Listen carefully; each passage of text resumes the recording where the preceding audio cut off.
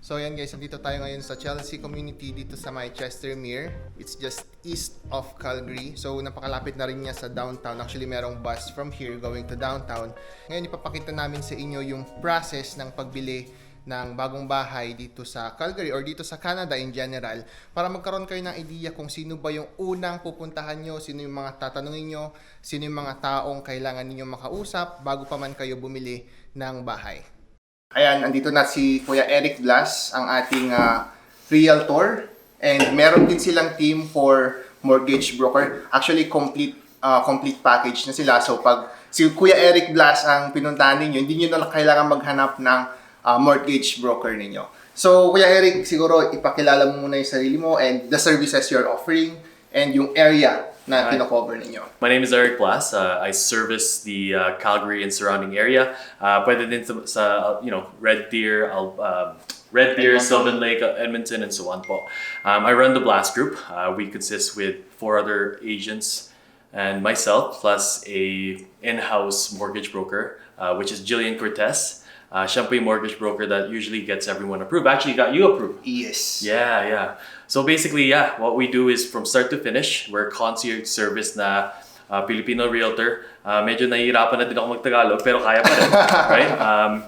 But long story short, I'm here to kind of get this video is for me to guide you paano pabili ng bahay. Especially yung situation ni Edwin. Status niya was work permit. Yeah, right? Kasi madaming nagtatanong sir sa YouTube channel namin na work permit ka lang or PGWP ka lang, paano ka na-approve? Hindi ka pa PR or hindi ka pa citizen. So, para masagot natin yun, sir, ano ba talaga yung kailangan na permit para makapagkuha ng bahay? So that's good because I actually prepared kasi tinawagan ko to si Gillian right beforehand, right? So, for work permit requirements, ang kailangan po natin is to be in Canada for 1 year. At least 1 year. At least 1 year. Okay. Tapos, yung work permit is valid up to 6 months, right? At least 6 months pa yung validity ng approval. Yes, tapos 5% down lang. 5% lang. So, yun yung maganda. Kasi, naalala ko dati, sir, nung study permit holder ako, ang nire-require sa akin ng down payment is 20%. Yes. Kasi hindi daw ako pwede sa 5%. What I usually like to do is, have a 1-hour phone conversation or talagang sit down at Starbucks or wherever, kahit inuman na, walang problema. So ano yung focus niyo sir sa sit down na meeting na gano'n? Para malaman yung situation or yung mga gusto ng clients or paano ba yun? Para start to finish. So basically what we usually to do is paminsan-minsan, talagang greenhorn na wala talaga silang alam. Walang clue, no? Walang clue talaga. I still remember we spoke for an hour. Yep. And I was in Banff. Oh. With the family. Nasa bakasyon. Nakabakasyon kami.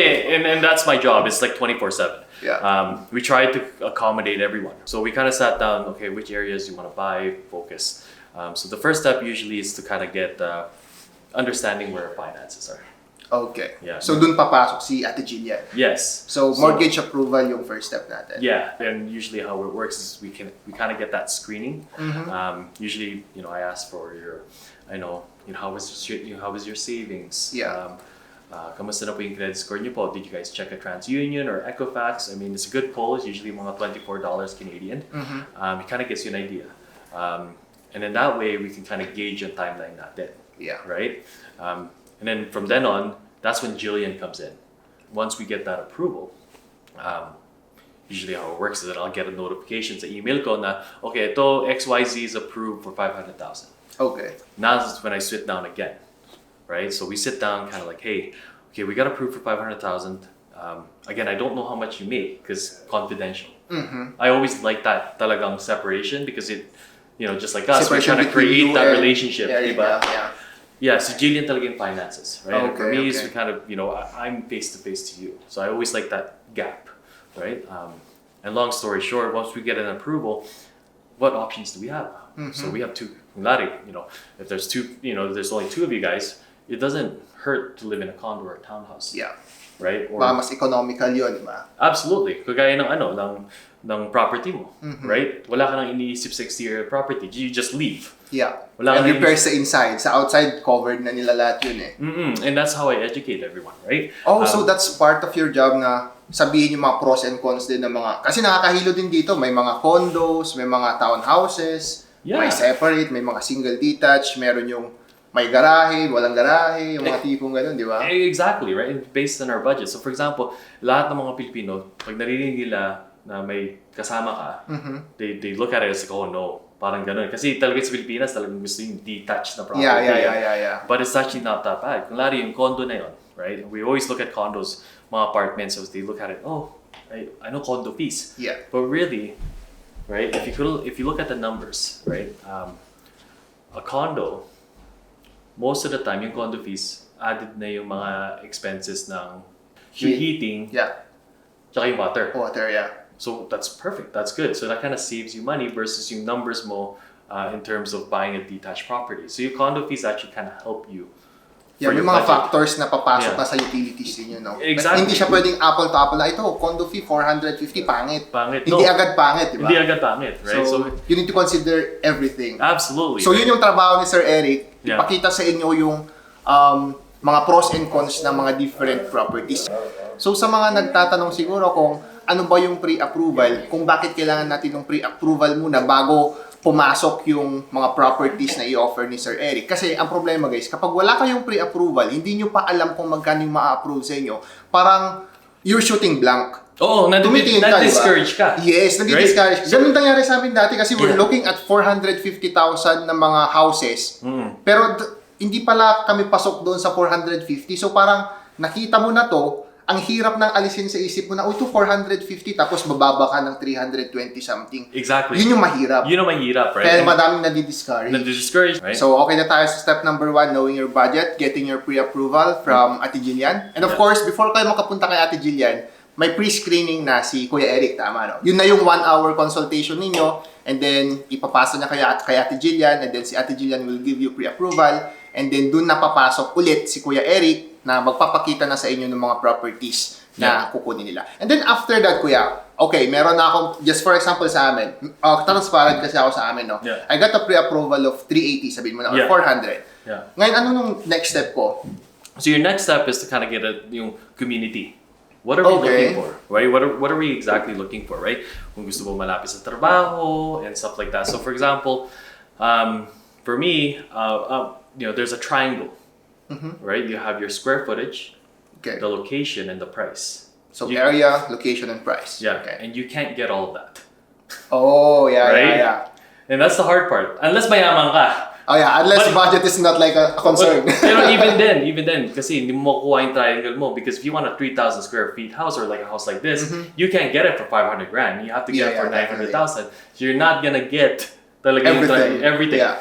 So once we kind of got it, again, we got an idea for your budget mo, and then we kind of got an idea to what areas we're looking for. Kung anong quadrant, anong communities. Kasi iba-iba rin yun, sir, di ba? Kahit sabihin mong within Calgary siya, may mga pros and cons din yung different quadrants. Like malapit sa work mo, malapit sa downtown, malapit sa school, sa public transport, and everything like that. And absolutely. And, one thing that I always tell everyone that Calgary is generally a safe area. Yeah. So for example, I always hear it all the time, in Toronto, tinitingnan nila Northeast. Oh, pangit Northeast, hindi maganda Northeast. May connotation agad. Yeah, assumption talaga Northeast, right? Yeah. Wait, no.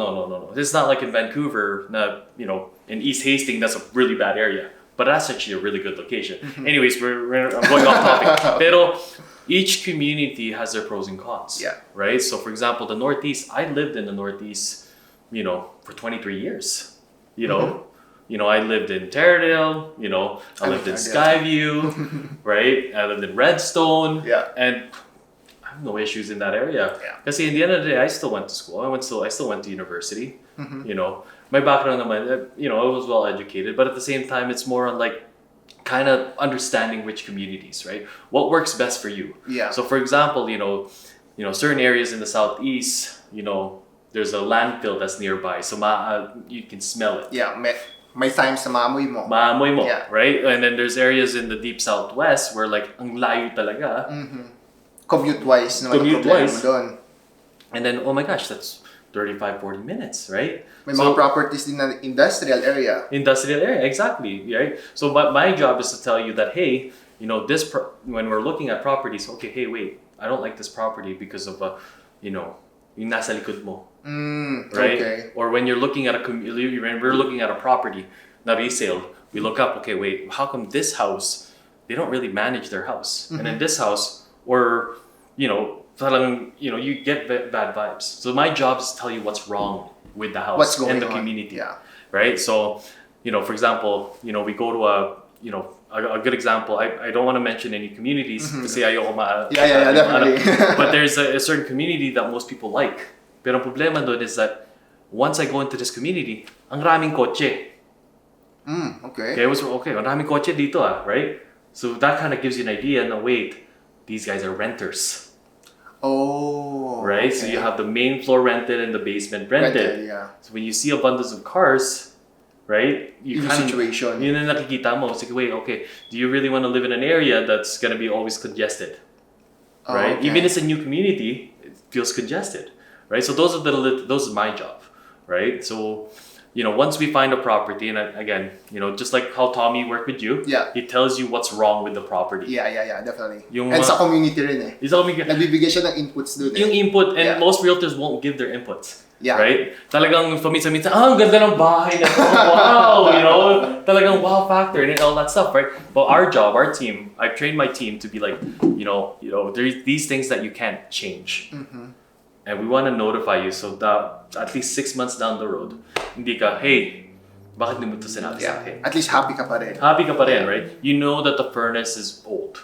You know that, there's issues sinabi yun with sa akin ni people. Tommy na, itong furnace mo 2009 pa, you might probably replace it or repair it or whatever. Pero yun yung mga risks na kailangan mo ding i-take kapag kumukuha ka ng second-hand na bahay. Yeah, Unlike absolutely. kapag brand new talaga.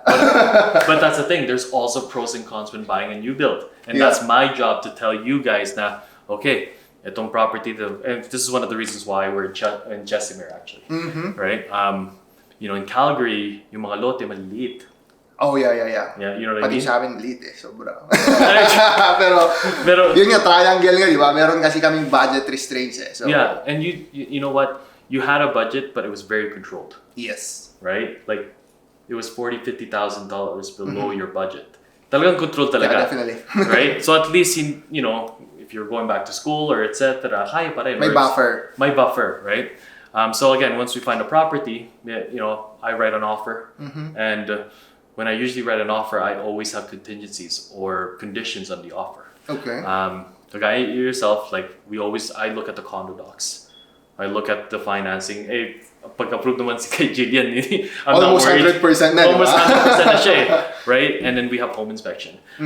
With our team, we don't do no conditions. No conditions. We did never do no conditions. Nakatakot yung ganong no conditions, sir. Diba? Kasi pag yung dinown mo sa kanila, pag no condition, pag hindi ka tumuloy, wala na. Oh, yung deposit mo. Yeah, and I forgot. I kind of missed out that every time in Calgary, ang style lang dito is once you accept an offer, you put a deposit right away within 2 to 3 business days. Yeah, once na-accept na nila yung offer. To show commitment and to show confidence to the sellers. Sa Vancouver naman, sa BC, they put the deposit after waiver of conditions. Oh, after lahat-lahat na. After lahat-lahat. Ito talaga dito sa Calgary, it's the parang first 2-3 days. agad. Yeah, upfront talaga. It shows confidence to the sellers. But long story short, I don't do no conditions. If you want to work with someone that's like that, you go right ahead. It's kind of scary actually. It is very scary. Yeah. But with the market being hot in Calgary, may mga kumakagat na. Talagang may kumakagat. We can't get this out pag wala kong condition. No, I cannot risk my clients. Yeah. Right? It's just a little bit overwhelming. It's scary. I'm liable kung may nangyari. Kung hindi natin talagang in-inspect yung property tapos may crack foundations, we're gonna spend. Tapos biglang bumigay. Little details, right? Yeah. Sometimes those properties could have different construction materials that were not suited, that was available during that year. Pero, now in today's standards, I wouldn't recommend it. Right? So again, during those times, these are the little details that I provide to my clients. Now, sure ka na ba? During the condition, right? Because you get FOMO, right? Yeah, fear of missing out. Yeah, fear of missing out, right? But at the same time, there's also that buyer's chill. Now, am I doing the right thing? So we're not very pushy. We just tell them. Actually, nangyari sa amin yan, kuya, di ba? Yeah. Kasi yung first property, para makwento ko rin sa inyo, first property na nakuha namin, medyo may FOMO effect yun kasi sabi namin, ito na lang yung kasyo sa budget natin, kunin na natin. And then after a week, during siguro mga 2 days before the inspection, binalik-balikan namin yung listing, sabi namin, parang maliit for us. Yeah. Kaya sinabi namin agad kay Kuya Eric na, Kuya, parang hindi kami masyadong komportable dun sa unang nabid namin. Parang namadali namin. Yeah. So, ang ginawa ni Kuya Eric, no problem. Kinancel namin yung tawag doon yung offer kasi nga may mga conditions, so na-cancel namin yung offer, then kumuha ulit kami ng bago, nag-view kami ulit, so wala namang problema sa inyo Kuya, no? Kahit ilan yung view namin. Absolutely, because in the end of the day it's my name on the line. Yeah. Right? So kasi yung nasa isip namin nun guys, nung nakuha na namin yun, nakakaya namang i-message si Kuya Eric kasi napuntahan na namin, tapos ngayon ika-cancel namin, pupunta ulit kami sa mga bagong bahay na i-view namin. So pag ganun yung situation Kuya, no problem naman sa inyo. Walk away. So okay lang sa inyo yun na kahit naka-offer na tayo, okay na. It happens all the time because in the end of the day, you know, it's what matters is you guys as well. Right? Yun yung kagandaan ng may realtor. No. Na may puso. No, may puso. Yeah, no, it's honestly just, you know, it's just being a good person in general, right? You don't really want to push someone, right? Yeah, we're not building, you know, we're not trying to get as much transactions. Yeah. We're building relationships as we go. Hindi yun yung aim ninyo, kumbaga. No. We, you know, that's why we get a lot of referrals. We got a lot of help. I mean, you know, even, you know, Edwin has referred me to multiple clients as well too. You know, we're there to help in the end of the day, right? And then again, during the conditions, kung talagang ito na yung property natin, you know, then go for it. Let's go for it. Jump in. You know, we'll get the conveyance team to get it all sorted out for you guys, get the lawyers involved and everything, transferring of title. But during those times is when we also tell their clients na ito yung mga insurance that you guys would recommend, blah, blah, blah, blah. Certain things, yung mga documents. So it's very streamlined. Streamlined. Same with Gillian with the streamline on that end. Yeah. With Gillian from Cortez. From then on, we also have one more, you know, on our checklist na, okay, game, meron tayong pre-possession walkthrough. And that's very important. Naalala ko yun, one day before the procession nun, talagang kahit gabing-gabi pumunta sila Kuya Eric tsaka si Tommy eh. Tommy. Yeah, si Tommy. Yeah. And then what we usually do is obviously to make sure that the property is in good condition. Right? Yeah. And again, that's just pretty much how we, you know, we don't ever leave that out. Kasi, you know, you never know what could happen the next day or the day before, right? I actually changed yung style ko. My walkthrough is the day of possession now. Oh, hindi na day before. Hindi na day before. Oh, okay. Because which is better kasi hindi mo alam kung anong mangyari overnight eh. Diba? Absolutely. So we magkakagulatan na lang na, bakit wala tong ganito dito? yeah, absolutely. And that's the thing, right? The day of possession will give us an idea. Kasi I've heard it in the real estate news that there was they did a pre-possession walkthrough. Everything went well. Pero the next day after, you know, the pipe burst. Oh, right. So that was kind of, you know. So shoulder na yun ng bagong buyer. Again, there was technically. That's where it gets difficult as well. Yeah. Right? Because you go in, you take possession, but you also said to your lawyers that okay name property. Yeah. Right? So now you're yun ang medyo tricky na part. That's where it gets tricky. So now I always do the, you know, on that day possession. Oh, okay. Right? That makes sense. And I honestly, as a realtor, you always kind of educate yourself and get better every single time, right? But that's the whole process basically. That process is, again, we try to make it as easy as it can be, and that process doesn't end actually.